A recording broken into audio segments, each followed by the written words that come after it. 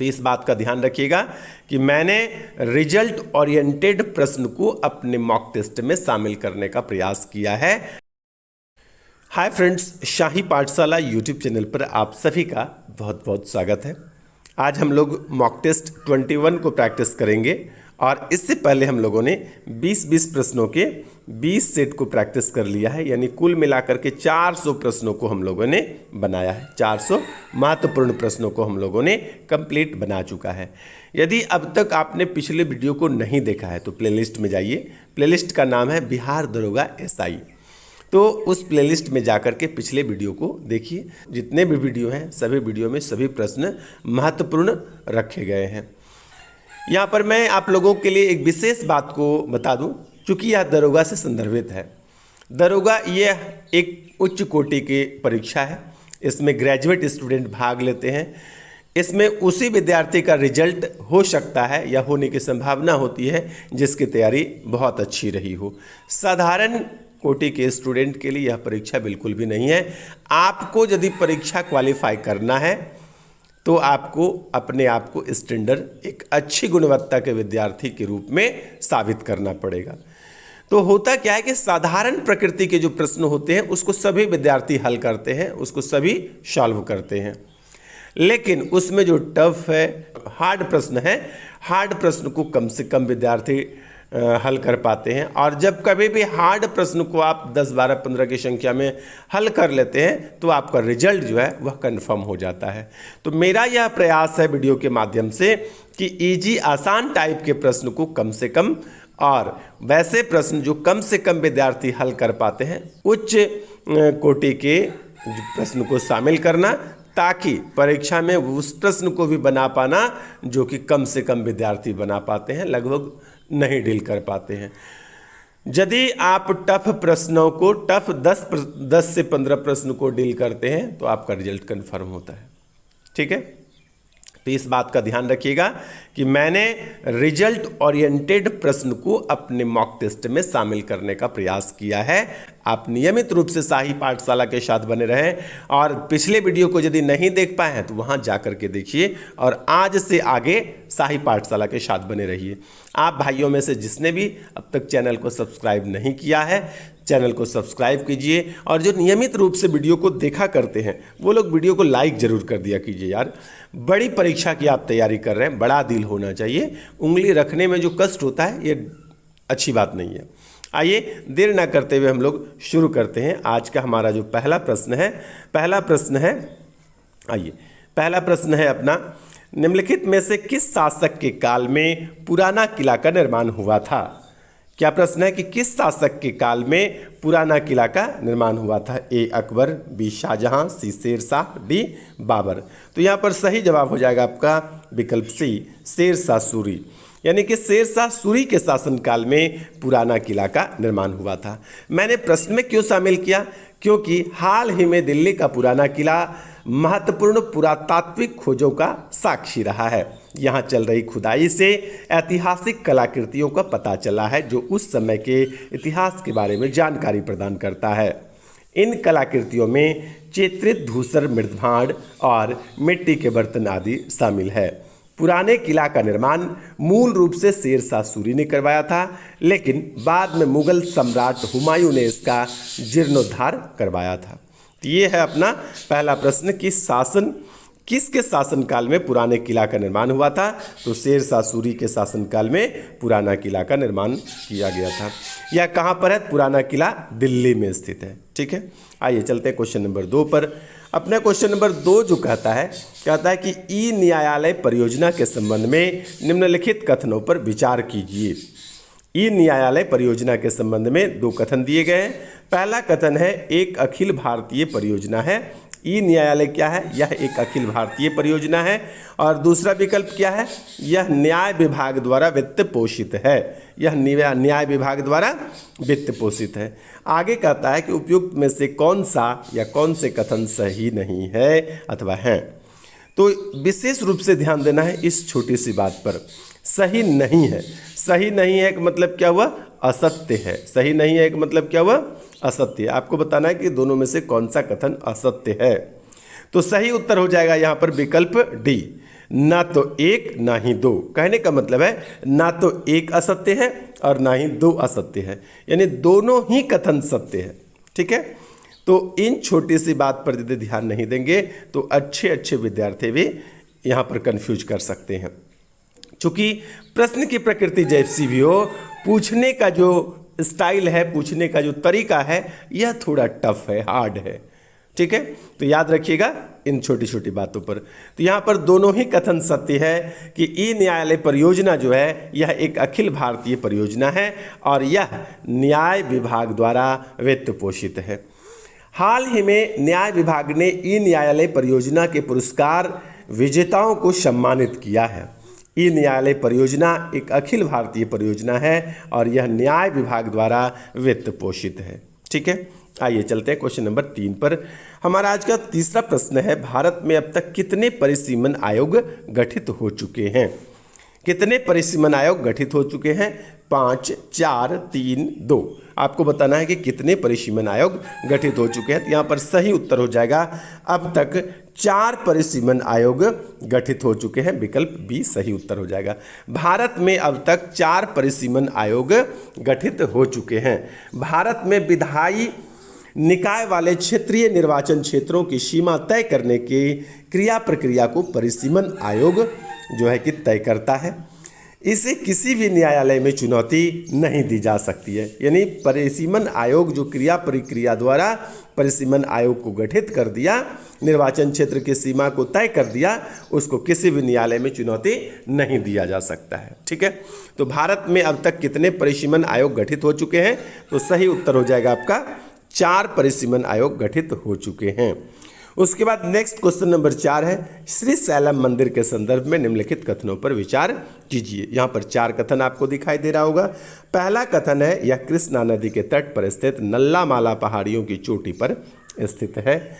दूसरा विकल्प है, इसका प्राचीनतम उल्लेख सातवाहन राजवंश के शासक पुलुमावी के 2री शताब्दी ईस्वी के नासिक शिलालेख से प्राप्त होता है। तीसरा कथन है, यह भारत के एकमात्र ऐसा मंदिर है, यह भारत का एकमात्र ऐसा मंदिर है जो शैव और शाक्त दोनों के उपासकों के लिए पवित्र है। और चौथा है अपना, चालुक्य, काकतीय और विजयनगर साम्राज्य ने इसके विकास में योगदान दिया था। तीनों ने, चालुक्य ने, काकतीय ने और विजयनगर साम्राज्य ने इसके विकास में योगदान दिया था। तो आपको बताना क्या है? तो बताना है उपयुक्त में से कौन सा कथन सही है। केवल 1 और 2, केवल 2 और 4, 1, 2, 3 और 4, केवल 1, 2 और 3। तो यहाँ पर सही जवाब है कि चारों कथन जो है वह सत्य है। 1, 2, 3 और 4, चारों कथन सही है। श्री शैलम मंदिर के संदर्भ में यही सही है कि यह कृष्णा नदी के तट पर स्थित नल्लामाला पहाड़ियों की चोटी पर स्थित है। यह भी सही है कि इसका प्राचीनतम उल्लेख सातवाहन राजवंश के शासक पुलुमावी के 2री शताब्दी ईस्वी के नासिक अभिलेख से शिलालेख से प्राप्त होता है। तीसरा कथन भी सत्य है कि यह भारत का एकमात्र ऐसा मंदिर है जो शैव और शाक्त दोनों उपासकों के लिए पवित्र है। और चौथा कथन भी सही है कि यह चालुक्य, काकतीय और विजयनगर साम्राज्य ने भी इसके विकास में योगदान दिया था। आइए चलते हैं नेक्स्ट 5वें प्रश्न पर। हमारा 5वां प्रश्न कहता है, केंद्रीय विधानसभा का निम्नांकित में से कौन सा निर्वाचन, यहाँ पर निर्वाचित हो गया है, निर्वाचन तो निर्वाचन होगा, टाइपिंग मिस्टेक है थोड़ा, इस पर गौर किया कीजिए। तो ये क्या है कि केंद्रीय विधानसभा का निम्नांकित में से कौन सा निर्वाचन भारत शासन अधिनियम 1919 के तहत हुआ था? ए 1926, बी 1937 और सी 1945। आपको बताना है कि सही उत्तर का चयन नीचे दिए गए कूट से कीजिए। केवल एक, केवल बी और सी, ए और सी और ए बी सी तीनों। यहाँ पर सही उत्तर हो जाएगा विकल्प सी, ए और सी जो है यह दोनों सही है। क्या कहता है कि केंद्रीय विधानसभा के चुनाव भारत सरकार अधिनियम 1919 के तहत वर्ष 1926 और वर्ष 1945 दो बार हुआ है। ठीक है, क्या कहे कि केंद्रीय विधानसभा के चुनाव भारत सरकार अधिनियम 1919 के तहत 1926 और 1945 में दो बार हुआ है। यह ध्यान रखना है, भारत सरकार अधिनियम 1919 के तहत भारत सरकार में भारतीयों की भागीदारी का विस्तार करने के लिए पारित किया गया था। आइए चलते हैं क्वेश्चन नंबर 6 पर। निम्नलिखित समूहों में कौन सा पूर्व से पश्चिम की ओर पर्वत शिखरों का सही क्रम है? तो यहाँ पर विकल्प को ना बोलते हुए सीधे मैं उत्तर लूँगा, क्योंकि बहुत लंबा चौड़ा विकल्प है और एक ही नाम को आगे पीछे करके बोला गया है, तो ज़्यादा समय नहीं लेना है। यहाँ पर सही जवाब हो जाएगा आपका विकल्प बी, सबसे पूरब में। अच्छा, यहाँ पर आपका पश्चिम होगा, ठीक है, ये भी आपका टाइपिंग मिस्टेक है। प्रश्न है कि कौन सा पूर्व से पश्चिम की ओर पर्वत शिखरों का सही क्रम है? तो पहला है आपका कंचनजंगा, यानी सबसे पहले सबसे पूरब में दिए गए विकल्प में से कंचनजंगा है। उसके बाद एवरेस्ट है, जैसा आप लोग जानते होंगे कि सिक्किम में है कंचनजंगा, सिक्किम और नेपाल के बॉर्डर पर। एवरेस्ट आपका नेपाल में है, अन्नपूर्णा भी नेपाल में है, धौलागिरी भी नेपाल में है। तो यह आपका पूरब से पश्चिम का क्रम विकल्प भी सही है, कंचनजंगा, एवरेस्ट, अन्नपूर्णा और धौलागिरी। उसके बाद आइए नेक्स्ट क्वेश्चन नंबर आपका कितना है? सातवां प्रश्न कहता है भारहीनता होती है ए, गुरुत्वाकर्षण की शून्य स्थिति, बी, जब गुरुत्वाकर्षण घटता है, सी, निर्वात की स्थिति में, और डी, उपरोक्त में कोई नहीं। यहाँ पर सही जवाब हो जाएगा आपका विकल्प ए, गुरुत्वाकर्षण की शून्य स्थिति। भारहीनता क्या होता है कि गुरुत्वाकर्षण की शून्य स्थिति को ही भारहीनता कहते हैं, ठीक है। भारहीनता किसको बोलते हैं? गुरुत्वाकर्षण की शून्य स्थिति को ही भारहीनता कहते हैं। उसके बाद आइए चलते हैं नेक्स्ट क्वेश्चन नंबर 8 है, क्वांटम डॉट है, क्या है? एक नैनो से छोटी नैनो संरचनाओं का इलेक्ट्रॉन सूक्ष्मदर्शी प्रतिबिंब, बी, रेडियो एंटीना का नैनो स्केल अनुरूप, सी है एक कल्पित नैनो रोबोट, और डी है अर्धचालक नैनो संरचना। तो यहाँ पर सही जवाब हो जाएगा आपका अर्धचालक नैनो संरचना। विकल्प डी जो है यह हो जाएगा आपका सही जवाब, अर्धचालक नैनो संरचना। क्वांटम डॉट जो है वो क्या है? तो अर्धचालक नैनो संरचना है। क्वांटम डॉट क्या है? क्वांटम डॉट अर्धचालक नैनो संरचना है। उसके बाद आइए चलते हैं क्वेश्चन नंबर नेक्स्ट 9 पर। क्वेश्चन नंबर 9 हमारा क्या कहता है कि लिपिड का पाचन निम्नलिखित में से किसकी उपस्थिति में होता है? लिपिड का पाचन आपको बताना है पित्त की उपस्थिति में होता है, कि लैपेज की उपस्थिति में होता है, कि पेप्सिन की उपस्थिति में होता है, कि पित्त और पेप्सिन की उपस्थिति में होता है, या फिर पित्त और लैपेज की उपस्थिति में होता है, या तीनों की उपस्थिति में होता है। आपको बताना है कि लिपिड का पाचन किसकी उपस्थिति में होता है। तो यहाँ पर मैं सबसे पहले आपको उत्तर बताने से पहले लिपिड के बारे में बता दूं कि लिपिड होता क्या है। तो लिपिड प्रकृति रूप में बने एक अणु है। प्रकृति रूप में बनने का मतलब क्या हुआ? वह मानव निर्मित अणु नहीं है, वह प्राकृतिक रूप से बना हुआ अणु है लिपिड, जिसमें वसा, मोम, स्टेरॉल, वसा में घुलनशील विटामिन आदि रहते हैं। लिपिड में क्या क्या आता है? तो लिपिड के अंतर्गत वसा, मोम, स्टेरॉल, वसा, घुलनशील विटामिन और भी कुछ कुछ बातें आती हैं। इसका प्रमुख कार्य शरीर में ऊर्जा संरक्षण करना और हार्मोन तथा विटामिन के अवयव को तैयार करना है। लिपिड का क्या काम हो गया? ऊर्जा को संरक्षण करना और हार्मोन और विटामिन के अवयव को तैयार करना है। अब आपको कहता है कि लिपिड्स के पाचन में कौन कौन सहायक होता है, तो पित्त के बारे में भी सुन लेते हैं। पित्त क्या होता है कि यह लीवर के द्वारा, यकृत के द्वारा स्रावित होता है। पित्त कहाँ से स्रावित होता है? लीवर यानी यकृत के द्वारा। पित्त रस का मुख्य कार्य वसा का पायसीकरण करना और उसे छोटे छोटे कणों में तोड़ना और रक्त कोशिकाओं के विनाश, यानी रक्त कोशिका जब नष्ट होता है, विनाश होता है, तो उसके दौरान बनने वाले बिलिरुबिन के उत्सर्जन के लिए एक मार्ग तैयार करना, यह पित्त रस का काम होता है। पित्त कहाँ से स्रावित होता है? तो पित्त लीवर से स्रावित होता है। दूसरा है आपका यहाँ पर लाइपेज। तो लाइपेज क्या होता है कि यह एक एंजाइम है। लाइपेज क्या है? यह एक एंजाइम है जो वसा को विभाजित करता है। लाइपेज क्या करता है? वसा को विभाजित करता है। वसा को विभाजित करने का मतलब लाइपेज वसा के पाचन में सहायक होता है, ताकि अंत में उन्हें अवशोषित किया जा सके। आप जैसा कि जानते हैं कि भोजन का अवशोषण छोटी आंत में होता है, तो लाइपेज एक एंजाइम है जो वसा को विभाजित करता है ताकि आंत उन्हें अवशोषित कर सके। अब पेप्सिन को भी समझ ही लेते हैं। पेप्सिन जो है यह पाचक एंजाइम है। पेप्सिन क्या है? यह एक पाचक एंजाइम है जो आमाशय की दीवार में गैस्ट्रिक ग्लैंड होता है और गैस्ट्रिक ग्लैंड से ही यह पेप्सिन स्रावित होता है। यह प्रोटीन के पाचन में सहायक होता है। पेप्सिन क्या होता है? प्रोटीन के पाचन में सहायक होता है। तो यहाँ पर जो सही विकल्प है आपका विकल्प सी जो है सही है। 1 और 2 जो है लिपिड्स के पाचन में सहायक होता है, और प्रोटीन जो है ये लिपिड के अंतर्गत नहीं आता है, तो पेप्सिन प्रोटीन के पाचन में सहायक होता है।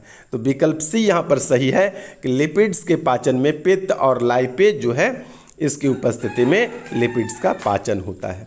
आइए चलते हैं नेक्स्ट क्वेश्चन नंबर 10 पर। क्वेश्चन नंबर 10 हमारा क्या कहता है कि निम्नलिखित में से किसके पुनर्विवाह वर्जित है। निम्नलिखित में से किसमें पुनर्विवाह वर्जित है। विकल्प ए जातक, विकल्प बी मनुस्मृति, विकल्प सी याज्ञवल्क्य और विकल्प डी अर्थशास्त्र। तो यहाँ पर आपको बताना है कि किसमें पुनर्विवाह वर्जित है। तो यहाँ पर सही जवाब है आपका विकल्प बी मनुस्मृति में पुनर्विवाह वर्जित है। याद रखिएगा, मनुस्मृति में पुनर्विवाह वर्जित है। उसके बाद आइए चलते हैं क्वेश्चन नंबर 11 पर। यह कौन तय करता है कि संसद में रखा जाने वाला कोई विधेयक विशेष धन विधेयक है या नहीं। यह कौन तय करता है। विकल्प ए राष्ट्रपति, विकल्प बी अध्यक्ष राज्यसभा, विकल्प सी अध्यक्ष लोकसभा, विकल्प डी मंत्रिमंडल। तो यहाँ पर सही जवाब हो जाएगा आपका विकल्प सी अध्यक्ष लोकसभा। अध्यक्ष लोकसभा यानी लोकसभा के अध्यक्ष जो है यह तय करता है कि संसद में रखा जाने वाला कोई विधेयक विशेष धन विधेयक है अथवा नहीं है। ठीक है, आइए चलते हैं क्वेश्चन नंबर नेक्स्ट 12 पर, 12वें नंबर प्रश्न पर। सोनगिरी का ऐतिहासिक दिगंबर जैन तीर्थ स्थल स्थित है। कहाँ स्थित है ये बताना है आपको। कौन सा। तो सोनगिरी का ऐतिहासिक दिगंबर जैन मंदिर जो है यह कहाँ पर स्थित है। ए उत्तर प्रदेश, बी राजस्थान में, सी मध्य प्रदेश में, डी उड़ीसा में। सही जवाब है आपका विकल्प सी मध्य प्रदेश में। सोनगिरी का ऐतिहासिक दिगंबर जैन मंदिर जो है वह तीर्थ स्थल मध्य प्रदेश में स्थित है। कहाँ पर स्थित है। तो मध्य प्रदेश में स्थित है। आइए नेक्स्ट चलते हैं क्वेश्चन नंबर 13 पर। तोल्काप्पियम ग्रंथ संबंधित है। तो तोल्काप्पियम ग्रंथ किससे संबंधित है। प्रशासन से, विधि से, व्याकरण और काव्य से, उपयुक्त सभी से। तो आपको बताना है तोल्काप्पियम जो है यह किससे संबंधित है। तोल्काप्पियम ग्रंथ का संबंध जो है विकल्प से व्याकरण और काव्य से है। तोल्काप्पियम ग्रंथ का संबंध किससे है। व्याकरण और काव्य से। तोल्काप्पियम व्याकरण और काव्य। तोल्काप्पियम ग्रंथ व्याकरण और काव्य से संबंधित है। आइए क्वेश्चन नंबर 14 चलते हैं। सूची 1 को सूची 2 से मिलान करना है। एक आता है कुषाण और एक के साथ पहला क्या कहता है कि सिक्कों पर शिव, बुद्ध और कार्तिकेय जैसे भारतीय देवताओं के प्रमुखता से चित्रित किया गया है। बी सातवाहन। 2 सिक्कों पर प्रतीकों, रूपांकनों, चित्रों और प्रसिद्ध नायकों को दर्शाता है। सी पश्चिमी क्षत्रप। पश्चिमी क्षत्रप के सिक्के सबसे पुराने सिक्के हैं जिन पर तिथियां अंकित है। डी गुप्तकालीन सिक्के। कुषाणों की परंपरा का पालन करते हुए अग्रभाग पर राजा और पृष्ठभाग पर देवता का चित्र अंकित किया जाता था। आपको क्या है कि कूट दिया हुआ है, आपको बताना है कि किसका मिलान जो है वह सही है। तो प्रश्न का मिलान आइए उसी तरफ से देख लेते हैं। प्रश्न का मिलान जो है सबका अपना अपना सही है, यानी ए के लिए 1 सही है, बी के लिए 2 सही है, सी के लिए 3 सही है और डी के लिए 4 सही है। तो यह प्रश्न आपके लिए काफ़ी इंपॉर्टेंट हो जाता है क्योंकि सिक्कों से रिलेटेड प्रश्न जो है यह पूछा जाता रहा है। तो आपको याद रखना है कि कुषाण जो है, कुषाण के सिक्कों पर शिव, बुद्ध और कार्तिकेय जैसे भारतीय देवताओं की प्रमुखता से चित्रित किया गया है। सातवाहन के सिक्के के बारे में भी आपको याद रखना है। सिक्कों से रिलेटेड काफ़ी प्रश्न पूछे जाते हैं, इसलिए याद रखना है। सिक्कों पर प्रतीकों, रूपांकनों, चित्रों और प्रसिद्ध नायकों को दर्शाता है। सी पश्चिमी क्षत्रप। पश्चिमी क्षत्रप के सिक्के सबसे पुराने सिक्के हैं जिन पर तिथियां अंकित हैं। और गुप्तकालीन सिक्के के बारे में कुषाणों की परंपरा का पालन करते हुए गुप्तकाल में क्या हुआ, उसके अग्रभाग पर राजा और पृष्ठभाग पर देवता का चित्र अंकित किया जाता था। उसके बाद आइए चलते हैं क्वेश्चन नंबर 15 पर। क्वेश्चन नंबर 15 हमारा क्या कहता है। कोरी क्रीक स्थित है। कोरी क्रीक यानी निवेशिका, कोरी निवेशिका या कोरी क्रीक स्थित है कच्छ की खाड़ी में, खंबात की खाड़ी में, कच्छ के लिटिल रन में और कच्छ के रन में। तो यहाँ पर सही जवाब हो जाएगा आपका विकल्प डी, कच्छ के रन में। कोरी क्रीक या निवेशिका, कोरी क्रीक या कोरी निवेशिका कच्छ के रन गुजरात में स्थित है। यह सर क्रीक रेखा जो है भारत पाकिस्तान के बीच में उसके काफ़ी नज़दीक है। आइए चलते हैं क्वेश्चन नंबर 16 पर। कश्मीर में करेवा किस लिए प्रसिद्ध है या जाना जाता है? तो कश्मीर में करेवा किस लिए जाना जाता है? सीढ़ी नुमा कृषि के लिए, जैविक कृषि के लिए, झूम कृषि के लिए, केसर की खेती के लिए। यहाँ पर सही जवाब हो जाएगा कश्मीर में जो करेवा है यह केसर की खेती के लिए जाना जाता है। कश्मीर में करेवा किस लिए जाना जाता है? कश्मीर में करेवा केसर की खेती के लिए जाना जाता है। कश्मीर भारत का प्रमुख केसर उत्पादक राज्य है। कश्मीर के केसर की मुख्य जो किस्में हैं वह 3 किस्म जो है वहाँ का प्रमुख है। एक है लच्छ, एक है मोगरा, एक है जारदा। लच्छ, मोगरा, जारदा, लच्छ, मोगरा, जारदा, यह कश्मीर की प्रमुख केसर का क्या है कि किस्में हैं, मुख्य किस्में हैं। कौन सा? लच्छ, मोगरा और जारदा, ये कश्मीर के केसर के प्रमुख किस्में हैं। याद रखिएगा। करेवा क्या है? केसर की खेती के लिए इसको जाना जाता है, करेवा को। आइए नेक्स्ट क्वेश्चन नंबर 17 पर चलते हैं। क्वेश्चन नंबर 17 हमारा क्या कहता है कि भारतीय संविधान की प्रकृति कैसी है या क्या है? संघीय, एकात्मक या संसदीय? तो भारतीय संविधान की जो प्रकृति है वह प्रकृति कैसी है? विकल्प डी यहाँ पर सही है। प्रकृति में संघीय, किंतु भावनात्मक रूप से जो है कि एकात्मक है। भावना में क्या है? एकात्मक है। और प्रकृति कैसी है? संघीय। तो विशेष रूप से याद कीजिएगा, ये प्रश्न आपके लिए काफ़ी इम्पॉर्टेंट हो जाता है। ठीक है, आइए नेक्स्ट चलते हैं क्वेश्चन नंबर 18 पर। 18 क्या कहता है कि distributed denial of service attack क्या है? Distributed denial of service attack क्या है? तो ए है कंप्यूटर गेम है, एक साइबर अटैक है, एक मिलिट्री अटैक सिस्टम है, या इनमें से कोई नहीं। यहाँ पर सही जवाब हो जाएगा आपका एक साइबर अटैक है। Distributed denial of service attack जो है यह एक साइबर अटैक है। क्या है? साइबर अटैक है। याद रखिएगा, इस प्रकार के प्रश्न भी काफ़ी इंपॉर्टेंट होते हैं, बहुत अधिक पूछे जाते हैं। अब आइए चलते हैं क्वेश्चन नंबर 19 पर। सबसे छोटी जीवित कोशिका कौन सी है? सबसे छोटी जीवित कोशिका कौन सी है? तो मैं डायरेक्ट उत्तर ले लेता हूं और व्याख्या भी थोड़ी बहुत कर देता हूं। माइकोप्लाज्मा जो है यह सबसे छोटी जीवित कोशिका। सबसे बड़ी जीवित कोशिका क्या है? शुतुरमुर्ग के अंडे की कोशिका सबसे बड़ी जीवित कोशिका है।